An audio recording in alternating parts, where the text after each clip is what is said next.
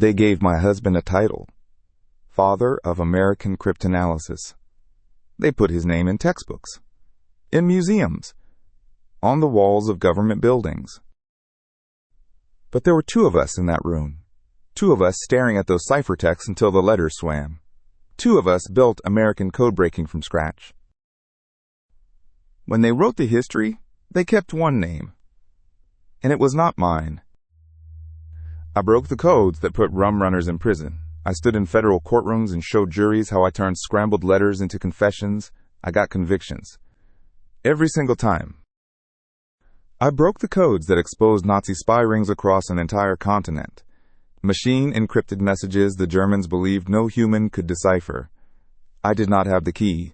I did not have the machine. I had a pencil and 3 decades of experience. And when the war ended, a man who had never broken a single cipher held a press conference and told the American public that he had done it. His name was J. Edgar Hoover. My name is Elizebeth Smith Friedman, spelled with 3 E's, and they tried to make me disappear. Welcome back to After Hours. I am Vaughn.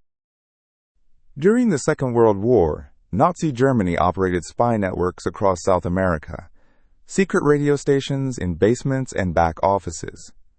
They tracked every Allied convoy, every shipment of rubber and oil. And they transmitted that intelligence using encrypted radio signals they believed were unbreakable. They were wrong. One woman broke every single one of them. She worked for the United States Coast Guard, in a small intelligence unit most people did not know existed. She had a tiny staff, no computing machinery, pencil and paper, and a brain that could hold entire encryption systems in her head. When the war ended, J. Edgar Hoover called a press conference. He told the world the FBI had cracked the codes. Every word was stolen. She was forbidden from correcting him. Her work was classified. Her name was Elizebeth Smith Friedman, and before she broke Nazi codes, she was a 23-year-old woman from Indiana who walked into a library looking for a job. This is episode 20, The Codebreaker. Elizebeth Smith was born in 1892 in Huntington, Indiana, youngest of 9 children. Her father was a Quaker. Her mother named her Elizabeth, not Elizabeth, 3 E's. She wanted her daughter to be distinctive. Elizabeth devoured books. She studied English in college and graduated in 1915. She loved Shakespeare. She loved the hidden structures of language. After I graduated, nothing fit. Everything felt like a box that was the wrong shape. I wanted to be close to books, close to puzzles, close to something that would let me use the part of my mind no one seemed to want.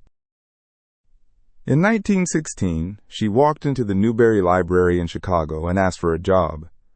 The librarian said no openings, but he knew a man, a wealthy eccentric named George Fabian.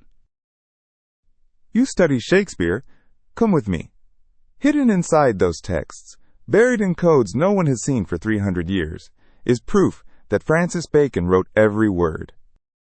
He arrived at the library in a limousine. He talked like a carnival barker who had been to finishing school. The theory was nonsense. But he had a laboratory. He had resources. The job was wrong, but the work was right. So I said yes. Fabian's estate, Riverbank Laboratories, sprawled across 500 acres in Geneva, Illinois. He had departments for acoustics, genetics, and cryptology. A private zoo. A Japanese garden designed by Frank Lloyd Wright. The man spent money like it was renewable. The Bacon Shakespeare project was unfounded. But in pursuing that obsession, Fabian had assembled a team that would accidentally invent an entire field of study. One of those people was a man named William Friedman, a geneticist by training. Quiet, intense, methodical. William was the first person who thought the way I did. He saw patterns the way I heard rhythms. When we worked side by side, it was like one mind operating through 2 people. They married in 1917. 5 weeks after the United States entered the First World War. Here is a fact that sounds impossible. When the United States declared war on Germany in 1917, the federal government did not have a code-breaking department. Not in the Army, Not in the Navy, not anywhere.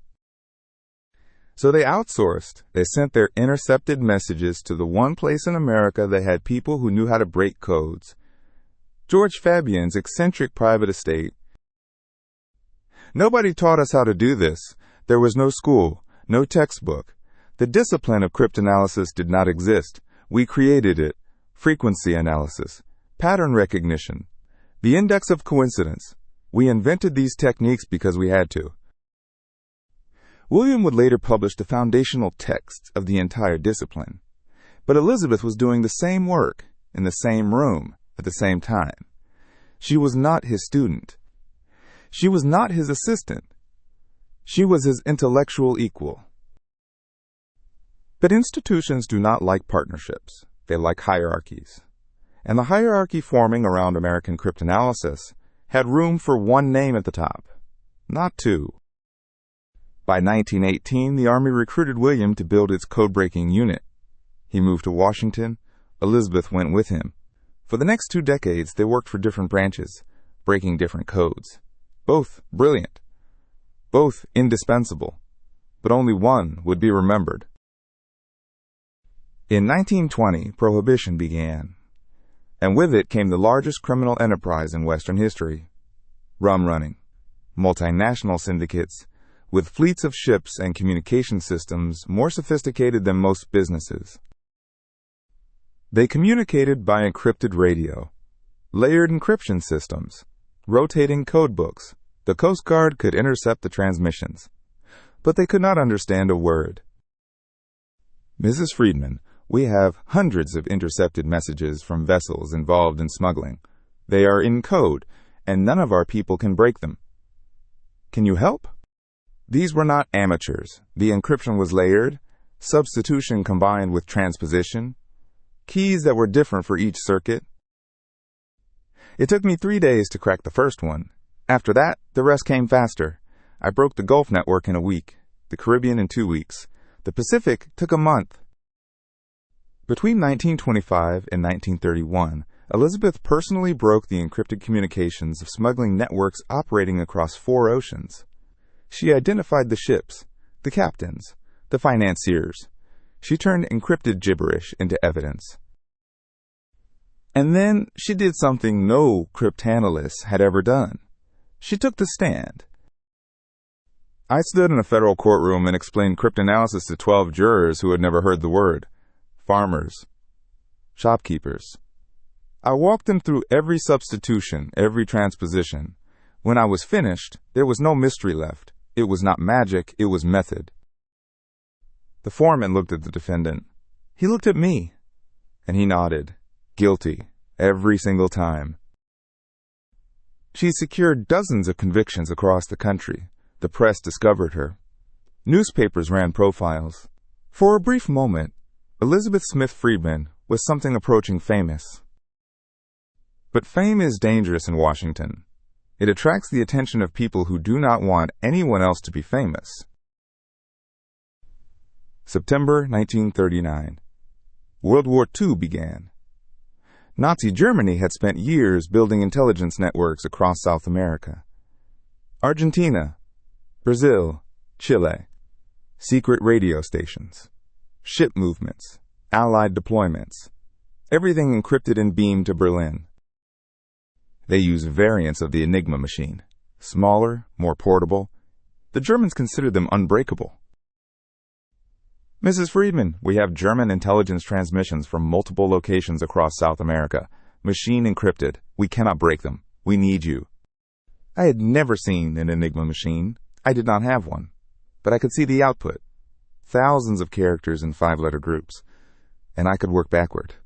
Every cipher has a flaw. After 20 years, I knew where to look.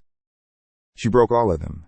3 major German intelligence circuits, each with its own encryption protocols. Each believed its communications were secure. She cracked them all. Transmitting from Buenos Aires.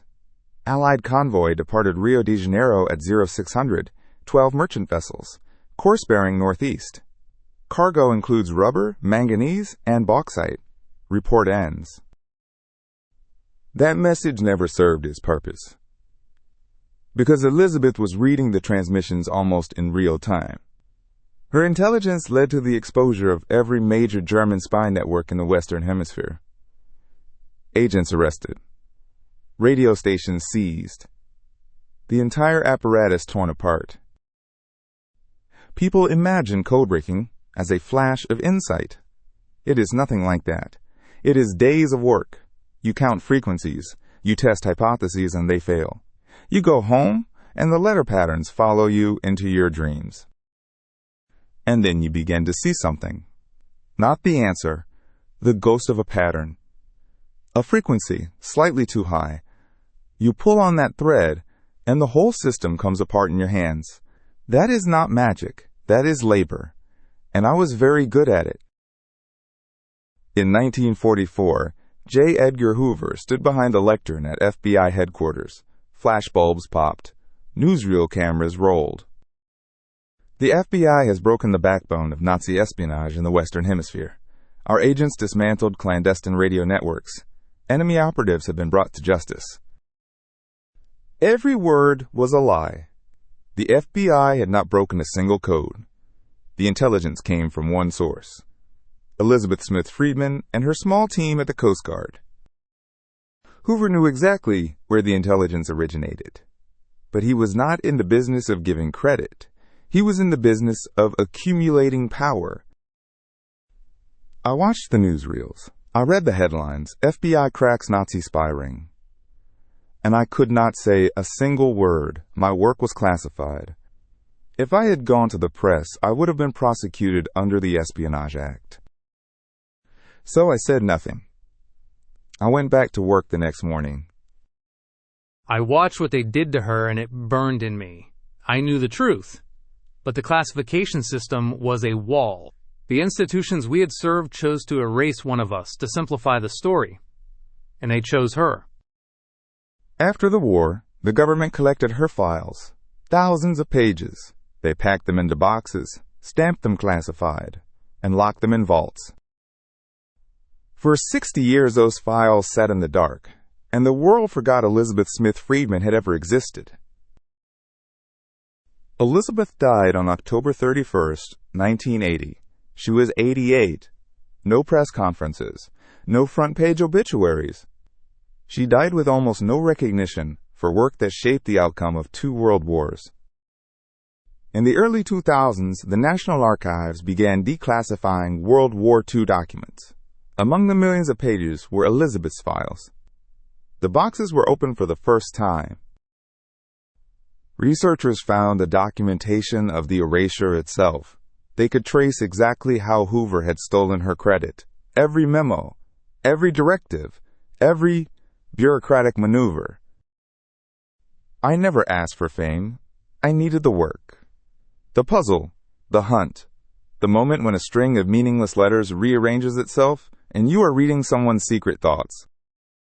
But there is a difference between being humble and being erased. I did not need a building named after me, but I wanted the truth. When those Nazi codes were broken, it was not J. Edgar Hoover at 2 a.m. staring at ciphertext. It was me. It was always me. And now, finally, you know. She broke codes for nearly 3 decades. Without computers, without electronic machines, pencil and paper, and a mind that could find order in the deepest chaos. She was erased. Deliberately, systematically, by a man who understood that in America the person who tells the story gets to be the hero. But here is the thing about codes. They are designed to hide the truth. And Elizebeth Smith Friedman spent her entire life proving that no secret stays hidden forever. She broke all of theirs. And now, 8 decades